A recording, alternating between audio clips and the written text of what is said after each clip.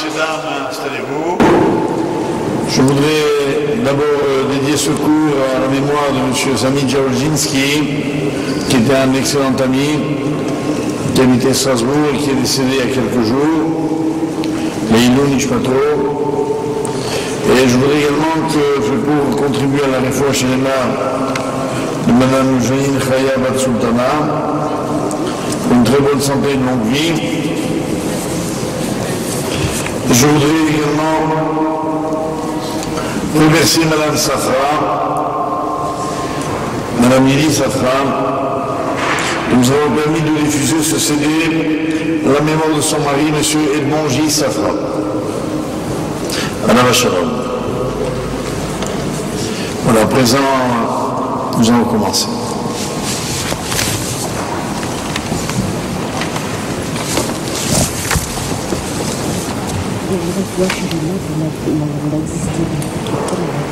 Bon. Également pour la santé de notre cher Annick Badistibi, que Hachem lui donne une longue vie et une bonne santé, Bessad Hachem.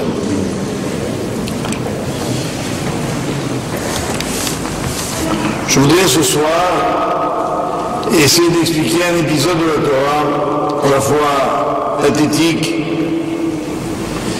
et je crois fondamental,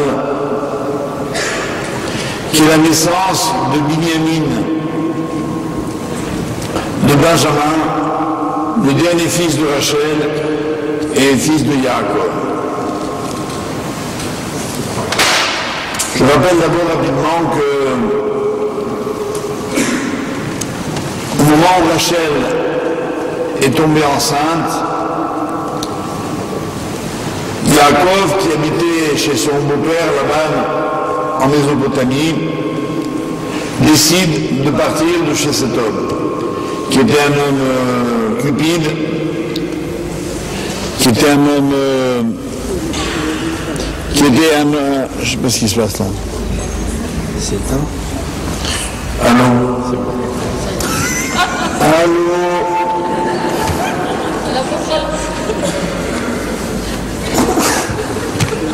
Allô, maman. Bonsoir. Donc, qui était, je disais,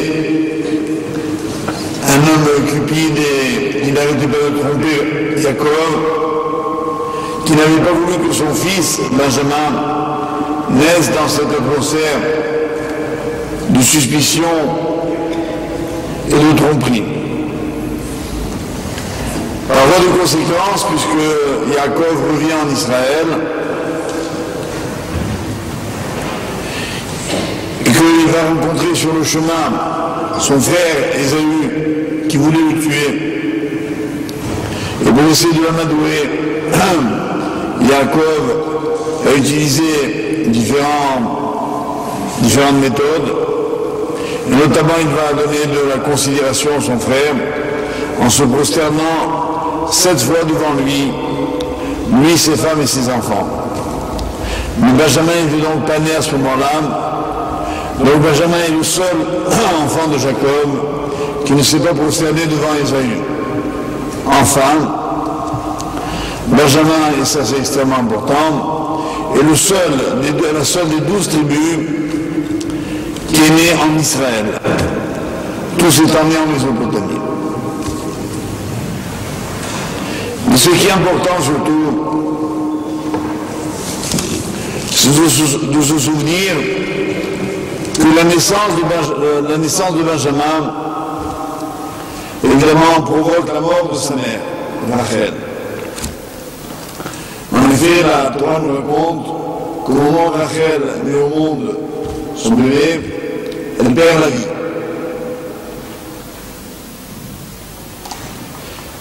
Et que ceci est lié par la tradition à une phrase que Yaakov, l'époux de Rachel qui aimait tant, aurait provoqué involontairement sa mort, parce que le moment, et c'est ça que nous allons essayer de comprendre et d'expliquer, au moment de quitter Laban, Rachel, sans le dire à son mari, est allée dérober à son père les idoles qu'il avait chez lui, qu'on appelle en hébreu des téraphim, des pénates, des idoles domestiques. Là-bas, les fous de fureur, il se lance à la poursuite de Jacob, le rattrape, lui reproche d'être parti sans l'avoir averti, mais surtout, il lui dit: pourquoi est-ce que tu as dérobé mes idoles? Jacob, qui n'en savait rien, dit: mais moi j'ai rien pris. Et d'ailleurs, que celui qui les a, sinon du moins il dit: chez qui je trouveras ces idoles, il ne vivra pas.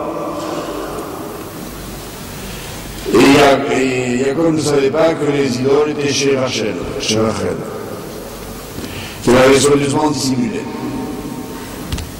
Tout de même être à peine en passant que lorsque un sadique dit quelque chose, même involontairement, même de façon conditionnelle, en disant si, atnaï, comme on dit en hébreu, Dvara Mikaimim, ces paroles s'accomplissent. Au passage également, nous donnons une des grandes leçons que j'aime rappeler, à savoir qu'il faut toujours s'habituer à parler positivement. Ce n'est pas de la superstition, c'est tout simplement une référence à la force de la parole. Exemple que je vais une fois citer ici, lorsque Abraham conduisait son fils Isaac sur le mont Moria, emplacé pour le sacrifier à Dieu, il a dit à ses serviteurs qui attendaient au pied de la montagne: restez là et nous reviendrons, au pluriel. Tout ça, je dis: d'où savait-il qu'ils reviendraient tous les deux? Il n'en savait rien. Mais la Guémara a dit: Bérit Kéroutal à la Shon. Une alliance a été scellée avec la parole. Quand on parle positivement, eh bien, ça crée des réalités, ça provoque des événements. Quand on vous annonce quelque chose, on vous dit quelque chose. Tout à l'heure, quelqu'un vient de me demander en voiture de prier pour une femme qui est en couche. J'ai souhaité immédiatement un bon accouchement, facile, avec un bébé en bonne santé. En lui disant, qu'est-ce qu'on fait?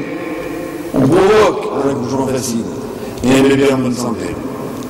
En souhaitant quelqu'un, des fois chez les mamans, on ne fait pas qu'une prière, on crée une réalité. Et habituez-vous toujours à parler positivement.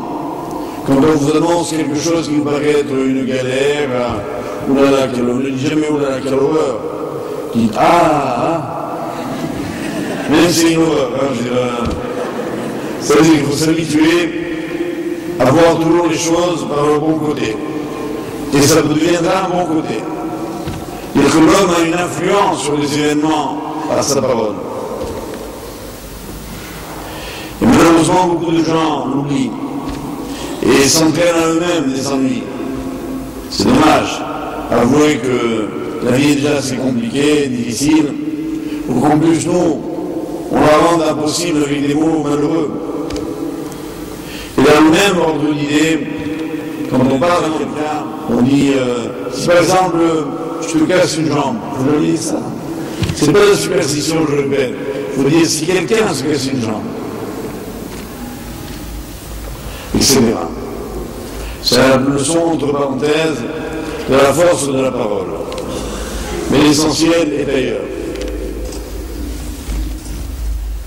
En effet, au moment de la naissance, comme on le voit pour tous les autres patriarches, la maman donne un nom à son fils. Elle l'appelle Ben Oni. Ben Oni est un terme un peu ambigu. Il veut dire deux choses. Il veut dire le fils de ma souffrance, Ben Oni, comme on voit en hébreu, le Onen, l'endeuillé, enfin du moins celui qui vient de perdre un être cher, on l'appelle Onen. Oni dans la Torah, dans le Parashat de Kitavo. Et Oni veut dire également la force, Reshit Ono, le fils de la force. Donc deux mots, deux sens pour un même mot. Mais Yaakov vient après Rachel et lui donne un autre nom. Il l'appela Binyamin. Ce que nous voulons dire ici, c'est qu'en fait, Yaakov n'est pas venu contredire Rachel. Il est venu expliciter la pensée de Rachel. Il a appelé son fils le fils de ma droite. La droite, symbole de la force. Il a dit cet enfant est le fils de la force. On va expliquer. Mais en attendant, l'équation est posée. Et le rapport qu'il y a avec les téraphim devient à présent lumineux.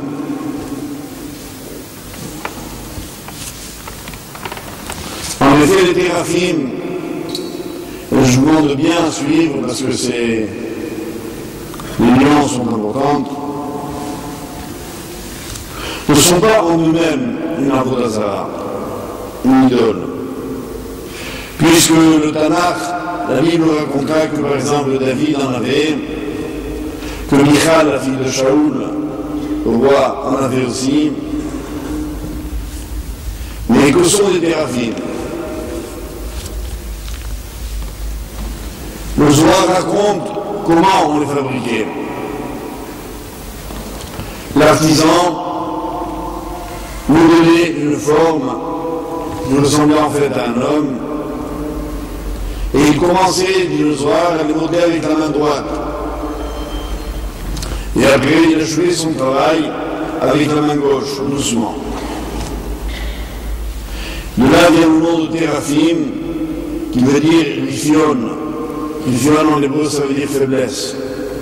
Ça veut dire que c'est une idole qu'il fallait fabriquer au début avec de la force, de l'énergie, il fallait la terminer tout doucement.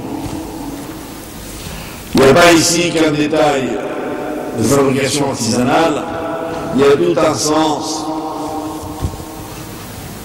qu'on va essayer de comprendre ce soir. Mais à quoi servaient ces idoles, enfin ces téraphim, dont le Rabban avait fait des idoles? Ben, servaient à prévoir l'avenir. En plus, nos commentateurs comme le Ramban disent que, ben, parfois et même souvent, ils disaient juste, comme des astrologues, des nécromanciens, des gens qui manipulent toutes sortes de méthodes de ce genre, peuvent effectivement dire juste. Et le Midrash dit que Rachel les avait enlevés à Laban, son père, pour qu'il ne découvre pas trop tôt la fuite de Jacob. Parce qu'il craignait qu'en les interrogeant, ils s'aperçoivent tout de suite de leur départ. Et Laban était prêt à tout, parce qu'il voulait garder Jacob près de lui, pas par amour, par intérêt.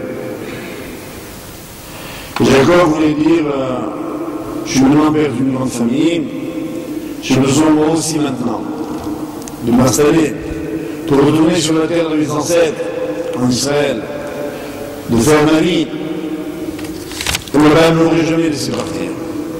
Alors il a fallu ruser, comme Laban.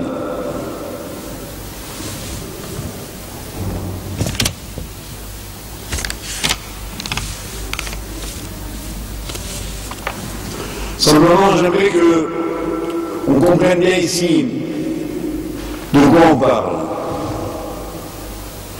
J'ai dit à l'instant que les téraphim pouvaient prévoir le futur. Mais quel futur? Est-ce le vrai futur? Vraiment ce qui va se passer? Non. Ça c'est clair dans toute la Torah. Seul un prophète et un vrai prophète est en mesure de le dire. Mais alors quoi? Ben, les téraphim disaient un futur probable. Quel futur probable? Le futur qui est basé sur le présent. C'est-à-dire en fait, pour les téraphim, le futur n'est que le prolongement du présent. Et toutes les méthodes que j'ai évoquées, nécromanciens et autres, se basent là-dessus. En fait, que font les prédicteurs de tout poil? Ils se basent sur le présent pour prévoir l'avenir. Alors je voudrais, mes chers amis, que vous compreniez bien qu'on n'est pas en train de parler de la préhistoire, ni de l'histoire ancienne. Aujourd'hui, les ordinateurs font exactement la même chose. Je ne sais pas si vous avez entendu parler, par exemple, de Bison futé. Bison futé, comme son nom l'indique, il prévoit la circulation. Et moi, au début, j'étais vraiment émerveillé de Bison futé. J'avais envie même de le connaître. Parce que journée rouge, journée orange, journée verte. Je me suis dit, mais d'où il sait? Est-ce qu'il a téléphoné à M. Dupont, M. Durand, M. Cohen, M. Lévy, pour savoir s'il allait prendre l'autoroute A6 le vendredi à 14h? Et pourtant, il avait bien prévu que les bouchons. Sur quoi il s'est fondé, notre cher Bison futé, qui n'est qu'un ordinateur au nom évocateur? Tout simplement, il a analysé des données du passé et du présent. Il a évalué que s'il fait beau, les Parisiens, dès qu'il y a du soleil, ça arrive paraît-il de temps en temps, ben ils sortent tout de suite. Où ils vont? Ben ils vont là où il y a de la verdure, là où il y a un endroit pour se détendre, donc ils vont aller par tel endroit. Bison futé n'est pas un prophète, il est un ordinateur. Le Terafim, c'était à peu près ça. Alors, comme l'ordinateur peut se tromper, le Terafim pouvait aussi se tromper. Et ce qui m'étonne, que je dois tout de suite résoudre, c'est comment les hommes pouvaient croire au Terafim et comment aujourd'hui les hommes peuvent croire aux ordinateurs. Aux prédicteurs de toutes sortes, de tout poil. Souvent, lorsque vous lisez des journaux vous-même, surtout des magazines hebdomadaires et autres, on y fait des analyses politiques, on y fait des prévisions économiques. On dit l'année prochaine, il y aura un taux de croissance de 1,3%. Il a vu. Personne, il calcule, il suppose. Je n'ai pas dit ils inventent. Ils calculent tout simplement.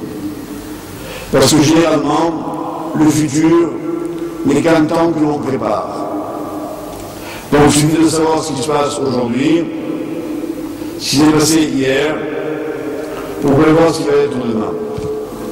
Et si c'est faux, ben je vous réponds tout de suite, ben tout le monde s'en fout. Pourquoi? Parce que l'homme, il n'a pas besoin d'un futur vrai, les hommes en général. Ils ont besoin d'un futur construit. Ils ont besoin d'être rassurés. On va leur dire, ils vont passer le bac, on va leur dire, écoutez, cette année au baccalauréat, il y aura 78% de réussite. Ah, l'année n'a pas commencé. Mais ils savent déjà pourquoi. Même chose. Alors les étudiants sont rassurés, presque, nous sommes à 2%. Et comme ils pensent qu'ils ne vont pas en être, ils ont donc confiance. On imagine le futur si on connaît le présent. Simplement, évidemment, il y a une démarche terrifiante. On oublie, parce qu'on vit dans ce monde, on est enfoncé dedans. Ça veut dire quoi la vie? Je vais vous dire en 3 mots. Présent, futur et mort. Par exemple, les gens, les ordinateurs, prédisent que les hommes mourront à tel âge. Les femmes aussi d'ailleurs. Et quoi? Ils ont raison. La vie prévue, elle est comme ça. Est-ce que c'est ça que la Torah attend de l'homme? Bien évidemment non. La Torah attend de l'homme autre chose. Et je crois que les Juifs d'ailleurs sont bien comme ça. Ils déjouent le futur. Ils dénoncent les statistiques. Ils veulent construire un futur vrai. Ça veut dire quoi un futur vrai? Ça veut dire un temps que personne ne peut prévoir, qui peut être même le contraire de ce que l'on attendait. Comment est-ce possible? Quand un juif vit dans la Torah, il vit sans arrêt avec ça. Prenons l'exemple, tous les jours, 3 fois par jour, et dans chaque Amida, 5 fois, on dit Mechayam Etim, Mechayam Etim, Mechayam Etim. Dieu fait revivre les morts. C'est quoi ça? Par exemple, le médecin, il va vous les donner. Vous dites, madame, vous plaisantez, revivre les morts, on n'a jamais vu ça. C'est vrai qu'ils n'ont jamais vu ça. Mais on y croit. Qu'est-ce que ça change? Mais ça change tout. C'est-à-dire que la vie, au lieu d'être présent, futur et mort, elle devient présent, futur, mort et vie. Et renaissance. Et nous, on y croit. Alors bon, on vous laisse croire, on dirait les juifs et les pauvres, laissez-les croire. Ben oui, si vous voulez. Sauf que ça fait 3000 ans qu'on a raison. Je pose une question simple. Imaginez la rue de la Victoire en novembre 1942. Vous savez qui y avait là? Personne. Qui y avait dans la rue? Les Gestapo. Vous savez qu'est-ce qu'on disait des Juifs? Ils sont morts. Où ils vont être? C'est en cours, dossier en cours de traitement. Statistiquement, ils vont tenir un an.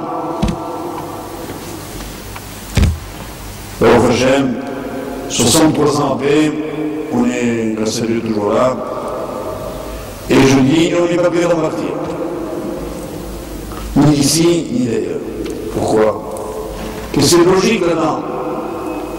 Qui pouvait prévoir, au moment de la libération d'Auschwitz, puisqu'en 2005, on va célébrer le 60e anniversaire de la libération des camps, que 3 ans après, il y aurait la création de l'État juif. Si quelqu'un avait dit ça, n'importe quel homme politique, n'importe quel journaliste, d'abord on ne l'aurait pas cru, et on l'aurait surtout traité de fou, d'inconscient. Rien ne pouvait nous laisser prévoir. Et ils ont raison. Les téléphones ne pouvaient pas le dire, l'ordinateur non plus, les journalistes non plus, les hommes politiques non plus. Alors vous comprenez pourquoi? Ah, moi je dis jamais les journaux, je ne dis pas le temps que je gagne. Aïe, aïe, aïe. Et en plus, le kiff que je fais de pas les lire. Parce que les journaux, ils font que vous angoisser. Ils prévoient que, etc., etc. La seule source d'angoisse que j'ai, je vous le dis, c'est que j'ai eu la faiblesse dans mon bureau, sous un verre, de mettre une carte du monde, parce que je m'intéresse beaucoup à la géographie. J'aime bien savoir où sont les États. Mais la vérité, quand je regarde, je deviens vert. Je vois à l'est d'Israël, et Jordanie, et Irak, et Iran, et Afghanistan, et Ouzbékistan, et Turkménistan, et Machin-Pédistan, et Kurdistan. D'accord? Il n'y en a pas un qui aime Israël. Des centaines de millions de gens, on peut dire des centaines, des milliards. Il y a de quoi avoir une angoisse au monde. Et surtout, à ce moment-là, je m'arrête, et au lieu de cliquer sur mon ordinateur, que d'ailleurs je n'ai pas, j'ouvre la Torah et je me dis, l'Éternel, ton Dieu, viendra te chercher. Et il te ramènera sur la terre de tes ancêtres. Et il t'installera. Et il te bénira. Il te développera plus que tu n'as jamais fait. Ça n'est pas plaisir, ça? En plus, pour moi, ça c'est vrai. Ça c'est le futur vrai. Qui est-ce qui y croit? Personne, à part nous. Parce que tout simplement, on a décidé de ne pas être les terrafines. Pas être les ordinateurs d'aujourd'hui. Pas être les programmateurs de demain. Pour le peuple juif, demain ne se programme jamais. Il est imprévisible. Mais à la base de tout cela, il n'y a pas seulement une foi, il n'y a pas seulement une conviction dans la prophétie. Il y a une expérience, une réalité. Cette réalité, elle porte un nom, elle s'appelle la Teshuva. Combien de fois j'ai vu des gens qui avaient prévu mardi midi un déjeuner d'affaires sur les Champs-Élysées. Il n'y a pas de restaurant que cher là-bas. Ils sont venus au bout de lundi, ils ont annulé le repas. C'est prévisible ça? L'ordinateur ne l'avait pas prévu. Ni d'ailleurs le client avec qui ils avaient rendez-vous.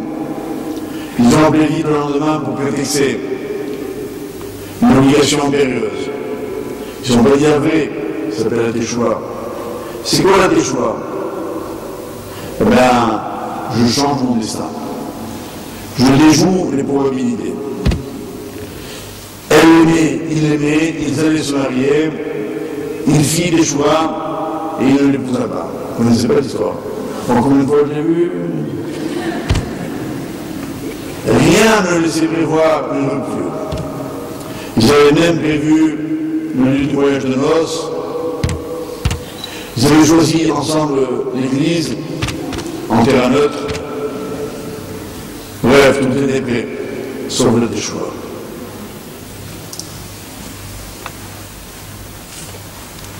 Des fois, évidemment, on l'aide un peu à la Teshuva. Moi, je suis un professionnel de ça, quoi. Je me rappelle un jour une maman m'appelle désespérée, j'habitais à l'époque Marseille. Elle me dit, écoutez, monsieur Bernard, si vous ne pouvez pas parler à mon fils, après-demain, il publie les ventes de son mariage. Évidemment, il ne se mariait pas avec une juive. Bon. Je dis, madame, vous ne trouvez pas que c'est un peu tard? Je vous ai dit 9h du soir, je crois. Mais elle a tellement insisté, je lui ai dit, écoutez, bon, je viens demain chez vous. Je vais là-bas, le jeune homme s'y trouvait, je lui fais un barata Madin Sikuk. Bon, le gars, il n'a pas renoncé, mais il a déjà hésité. Je lui ai dit, écoute, je te demande qu'une chose, reporte un peu le mariage. Ben, il laisse tomber. Il a reporté. Quelques jours avant la nouvelle date, sa future belle-mère se fâche avec lui, elle lâche le mot que j'attendais, au téléphone, il lui dit ça juif. Il lui cherche, hein. Heureusement que c'est arrivé avant. Histoire vraie, hein, ce que je vous dis. Si un jour vous écoutez quelqu'un qui dit, pourquoi il parle de moi? J'ai pas dit que vous étiez, hein. Et ainsi de suite. Mes chers amis, l'histoire du peuple juif se déroule en ces termes. Mais si nous le voyons d'un peu plus près,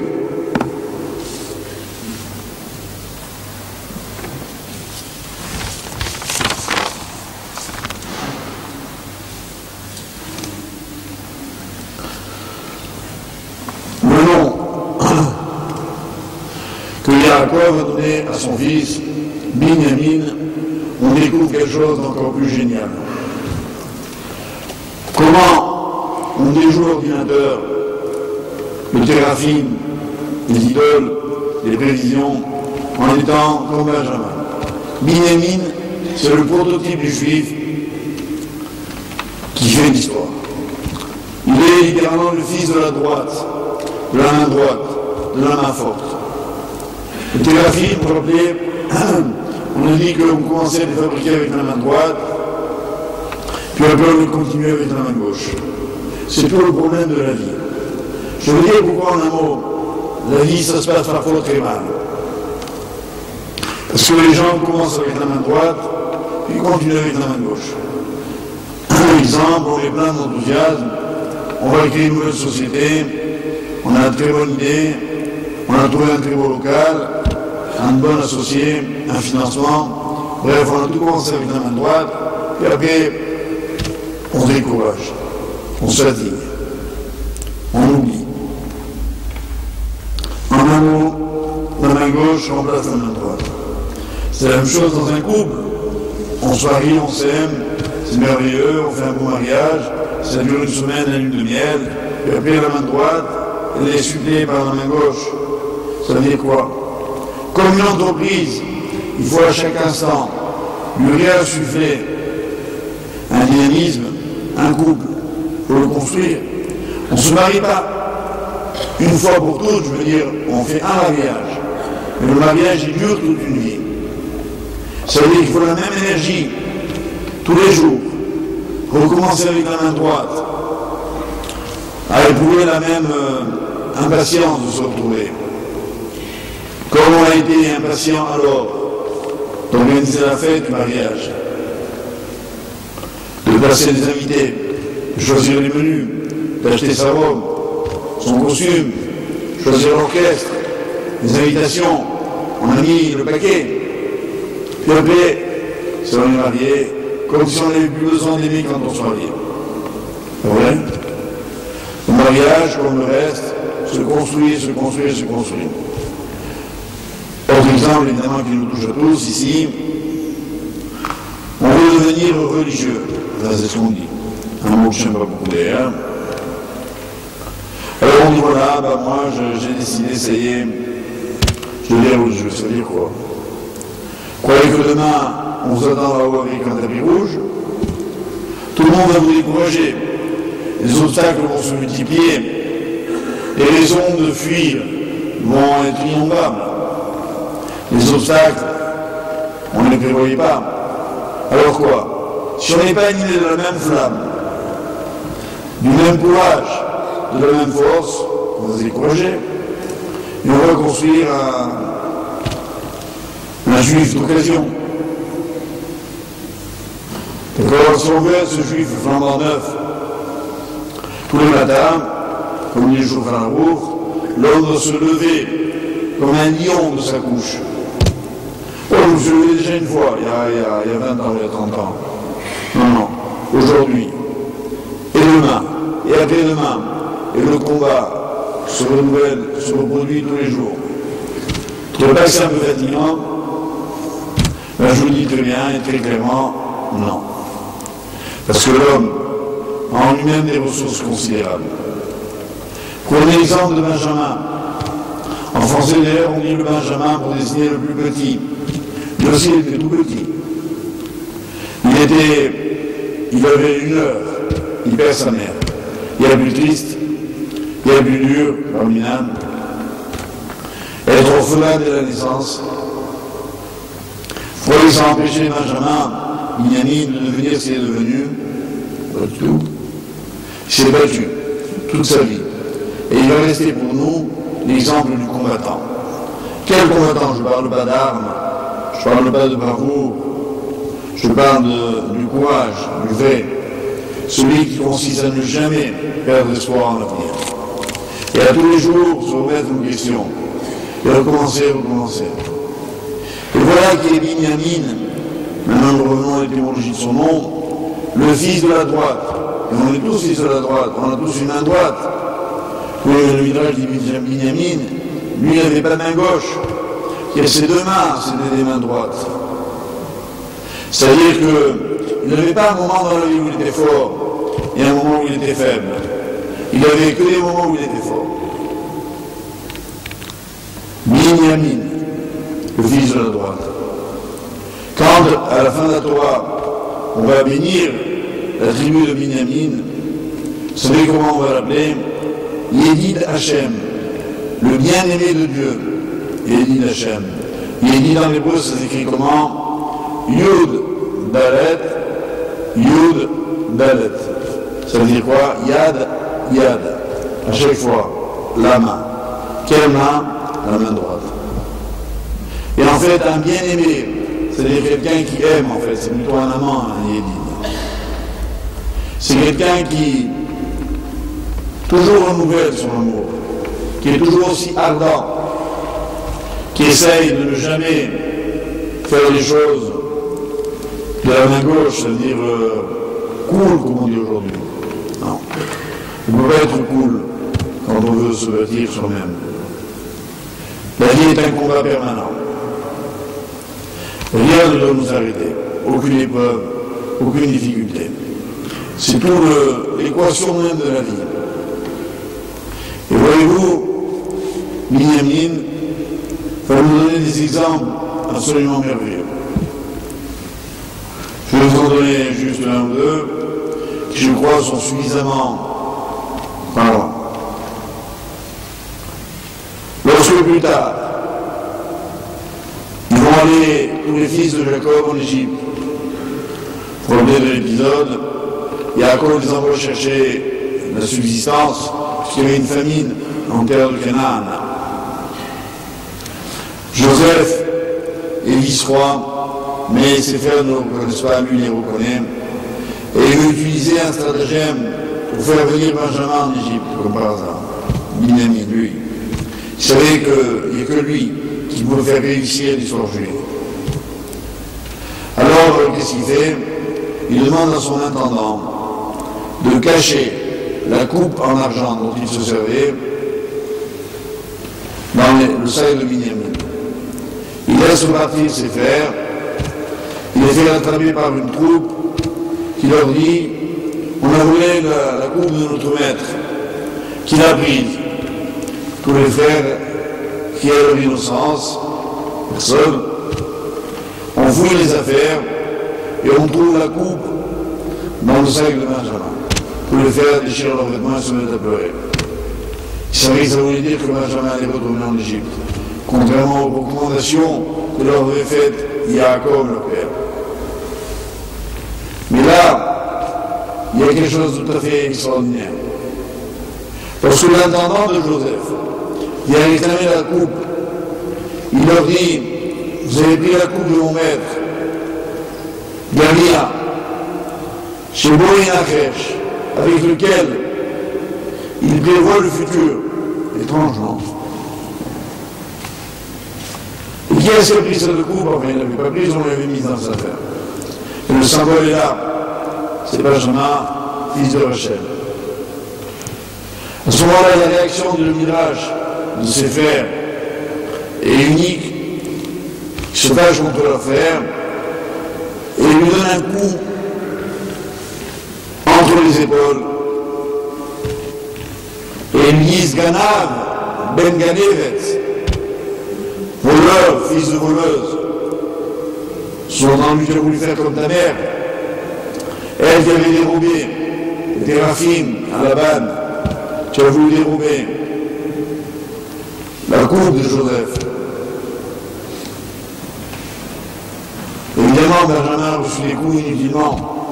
Ça veut dire quoi recevoir des coups d'isomètre? En fait, quand on frappe à l'endroit du corps, il devient vulnérable. On a appris le plus mal à cet endroit quand on leur fait un coup. C'est physiologique. D'un point de vue philosophique, ça veut dire quoi? Les épaules de Benjamin désignent en fait entre les omoplates. Nous avons tous une partie de notre dos par où passe la colonne vertébrale. C'est là qu'ils l'ont frappé. Mais cet endroit-là, au moment des mirachot de chaque tribu, quand j'ai dit tout à l'heure, Yéni Hachem, la Torah ajoute de Benjamin une autre bénédiction. Elle dit: Ouben Ketefav Shachen. Et Dieu réside entre ses épaules. Là. Ça désigne quoi? Ça désigne qu'on a une bande de peau de notre dos. Le territoire de Benjamin avait une bande de terre qui s'enfonçait dans celle de Yehuda. Et c'est sur cette bande de terre qu'on a construit le Beth Amikdash, le temple de Jérusalem. Voilà le mot Ouben Ketefav Shachen. Et il réside entre ses épaules.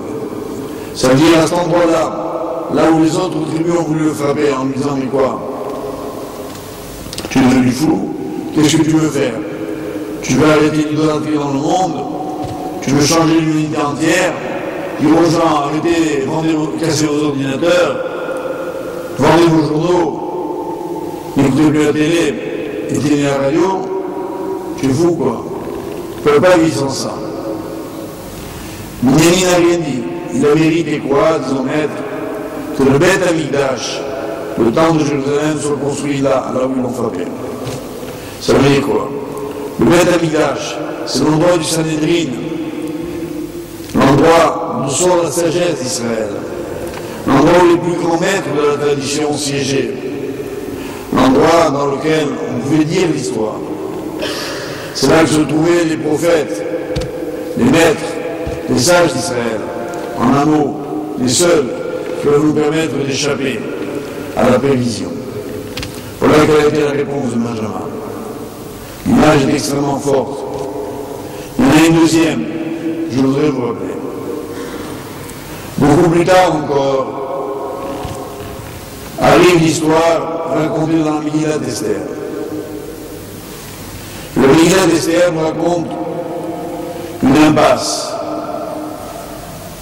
Le peuple juif, qui était pourtant dispersé dans 127 provinces du royaume d'Assuérus, Paul de Perse, voit sortir un despote qui s'appelle Haman et qui veut détruire le peuple juif. Ici, il y a la première tentative de génocide. Mais encore pire que celle que nous avons, hélas, connue depuis. En effet, Haman présente son programme et dit « Je vais exterminer les Juifs, hommes, femmes, enfants, milliards, partout, Biyom Echad, en un seul jour. » Ça veut dire quoi ça? Ça veut dire que le peuple juif, au moment où le roi Assuérus accepte de signer le décret que lui mettait Haman sur les yeux, le peuple juif n'avait plus d'avenir. Quand vous êtes dans un État puissant, que le chef de l'État décide de vous exterminer par une partie, par les boulons, les bruns, les grands, les petits, tout le monde, en un seul jour, le fou du Troisième Reich, il avait dit, bah, moi je prends le temps. Bon, le prochain, il n'a pas eu. Regardez les dégâts qu'il a fait. Haman voulait faire pire. C'était la première impasse historique du peuple juif. Donc là, qui était le peuple juif? Il était mort. Mais il était juste en sursis. Jusqu'au jour du 13 Adar, là où, le 14 Adar, là où devait avoir lieu l'extermination d'Israël. Et là, qu'est-ce qui s'est passé? Il y en a fort où, vous connaissez bien l'histoire de Purim, grâce à Esther, et surtout grâce à Mardoché, qui va être le véritable héros de cette histoire, non seulement l'extermination n'aura pas lieu, mais un renversement incroyable de situation viendra, qui transformera le deuil prévu, la mort prévue, en un jour de liesse incroyable. Ça a commencé comme quoi cette histoire? Comment? Haman passait dans les rues de Suse, Shushan, Abira, capitale, et tout le monde évidemment se prosternait devant lui. Tout le monde? Non, sauf un homme. Un seul homme, s'appelait Mordechai. Mordechai, lo yichra velo yishtachaveh. La Megillah nous dit, et Mardoché ne se prosternait pas devant Haman. Et Haman, qui voyait pourtant tout le monde, toute la population, des millions de personnes, se prosternaient devant lui, il ne les voyait pas, il ne voyait que celui qui était debout. Il dit, pourquoi lui là-bas, il ne se prosterne pas? Et la Torah, le texte de la Megillah, nous dit, qui était Mordechai? Elle donne sa généalogie, Ish Yemini, de la tribu de Benjamin. Mordechai était le descendant de Binyamin. Comme lui, il ne s'est pas prosterné. Comme lui, il n'a pas cédé. Alors que tout le monde désespérait. Voilà un homme, pas une armée, pas un peuple, pas une force quelconque, a fait basculer l'histoire. Vous y croyez? Oui, si vous faites pour lui. C'est ça nos rites à nous, notre histoire à nous, c'est là qu'elle est écrite d'ailleurs, pas dans les journaux, ni télévisés, ni radiodiffusés, ni écrits. Elle est écrite dans la Torah, dans le Tanakh, et là-bas on voit comment, alors que rien ne le sait prévoir, Mordechai a changé le destin du peuple juif. Mais il ne s'est pas contenté, chers amis, d'éviter leur destruction physique. Mordechai, dans la tradition, est clairement présenté comme étant le premier Rosh Yeshiva de l'histoire. Ça veut dire qu'il a créé les premières académies talmudiques Il a créé une nouvelle approche de la Torah.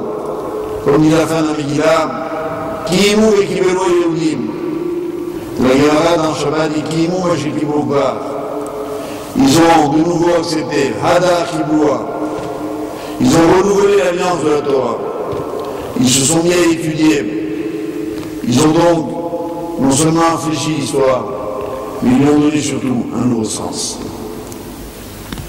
Voilà pourquoi, enfin, nous bénissons donc celui qui est né en Israël. Quand la Torah présente Israël dans le livre de Devarim, quand on approche de la frontière du Jourdain, on sort d'Égypte, on traverse le désert, et on est là à quelques encablures de la terre d'Israël, la Torah parle. Et elle dit, d'abord dans la paracha de Ekev, l'eau qui est Eretz Mitzrayim, elle n'est pas comme la terre d'Égypte, où dont la Torah dit, Ishkita Beraglecha, qui était irriguée à tes pieds par le fleuve. C'est bien ici ce que la Torah dit. La Torah nous dit que l'Égypte était un pays très riche.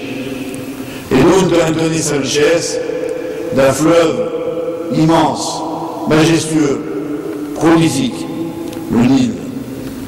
Et le Nil, les hommes n'y faisaient rien. Tout seuls, les eaux montées, elles inondaient les plaines et les rendaient fertiles. Et la Torah présente la terre d'Israël après ça. Elle dit, l'eau qui est d'Israël, voilà la terre où vous allez maintenant, elle n'est pas comme la terre d'Égypte. Qui met à Shamaim, qui met à Shamaim, dit Shteimaim. Elle boit son eau de la pluie du ciel. Alors, la Torah s'explicite après, elle dit, Eres, Asher Ene Hashem Elokecha Ba, Bereshit Hashana Ad Acharit Shana. Une terre sur laquelle Dieu pose ses yeux du début à la fin de l'année.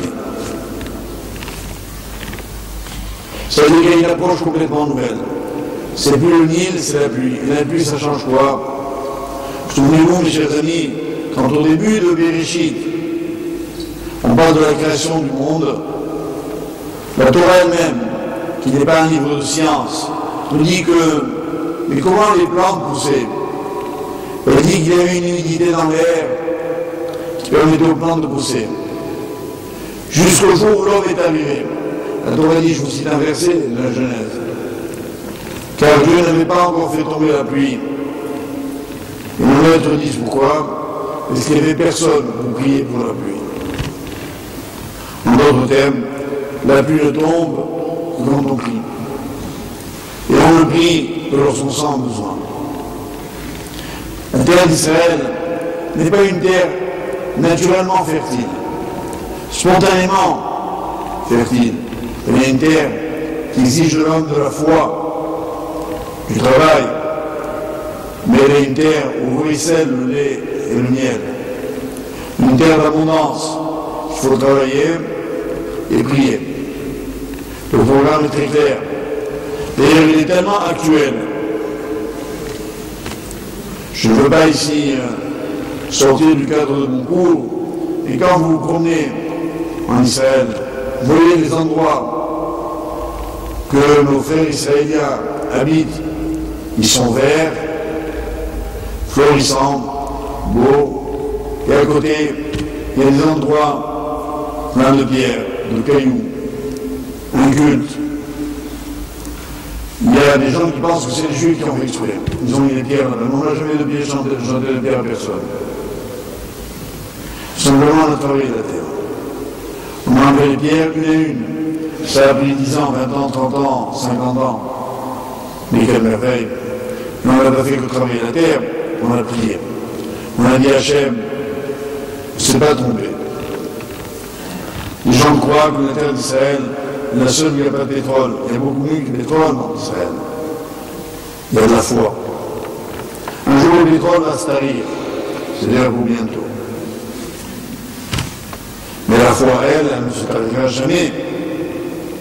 Cette espérance du peuple juif d'un futur, un vrai, se construit. Il ne peut se construire que sur la terre d'Israël.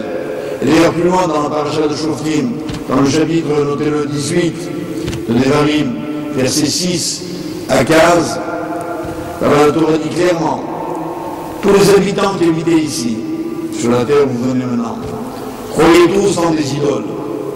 Ils avaient chez eux ces fameuses pénates, ces dieux, entre guillemets, qui nous voyaient l'avenir. Et la Torah dit, et l'Éternel, ton Dieu, a en abomination toutes ces choses-là. Car la terre ne les supporte pas. En d'autres termes, on est en train aujourd'hui de voir de nos yeux, ce que je suis en train de vous expliquer, que la terre d'Israël est bien une terre imprévisible.